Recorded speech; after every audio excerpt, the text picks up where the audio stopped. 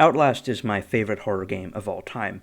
Primarily, this is because of the gameplay. The game is a series of stealth puzzles that pits an agile and physically capable protagonist against the brutal inmates of an insane asylum. Since no horror game is complete without the trope of not being able to kill any enemies, an entire horror game that obliterates you if you fail to mind the technical aspects of identifying cover, memorizing enemy routes, and being quick on your feet can become much more intense than any old series of jump scares.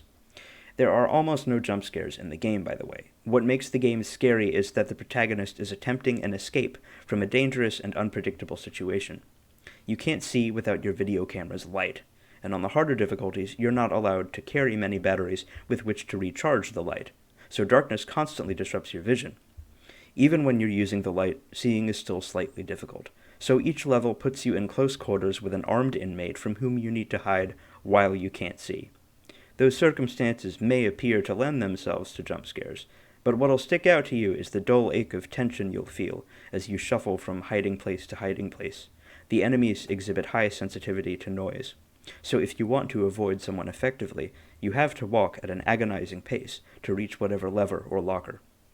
Half of dealing with the enemies is stealth, the other half is running away. The protagonist is physically capable because he can essentially do parkour.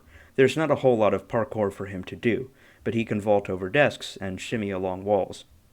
While you're unable to kill your enemies, you have a lot of control and power because of your ability to escape, whereas many horror games try to make you feel powerless.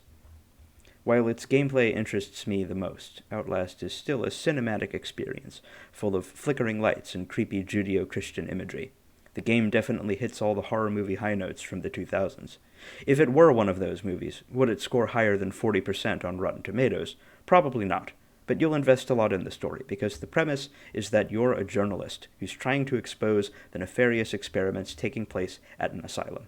So you have this important objective breathing down your neck at all times. You'll enjoy solving the mystery, and this brings me to collectibles. I'm not a collectibles guy, but the collectibles in Outlast are good because they have context. There are two types of collectibles.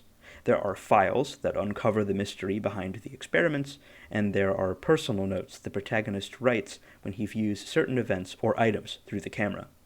When you enter a tavern in Skyrim, seeing the lusty Argonian maid somewhere doesn't mean anything because there's no context. You could stumble upon that book anywhere in the province. In Outlast, collectibles immortalize whatever important events in whatever levels. Also, collectibles complement any game that emphasizes mobility and escapism, because you have to move to find the collectibles. Otherwise, Outlast doesn't have too much of anything. Nothing in the game feels like it's fit for a latter playthrough. Whenever you explore, the game will inevitably reward you with either information regarding the narrative or batteries to fuel your camera. Even the pacing is cinematic. If you're watching someone play it, you won't feel like you're watching someone play a video game.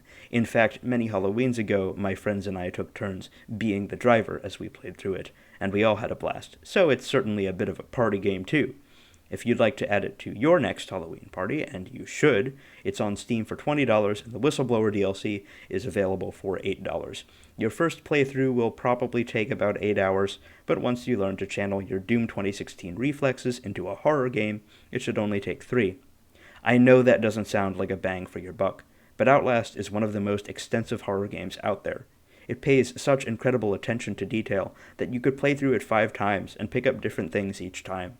Red Barrel's put a lot of effort into those few hours you'll spend playing the game. Outlast is so good that I almost didn't make a video about it. Surely everybody knows Outlast. I meet a lot of people who say, "Oh yeah, Outlast, I'll get around to that." But these aren't games you get around to only if you can. These are games for your bucket list. If you haven't already, play Outlast this Halloween. None of you will regret it.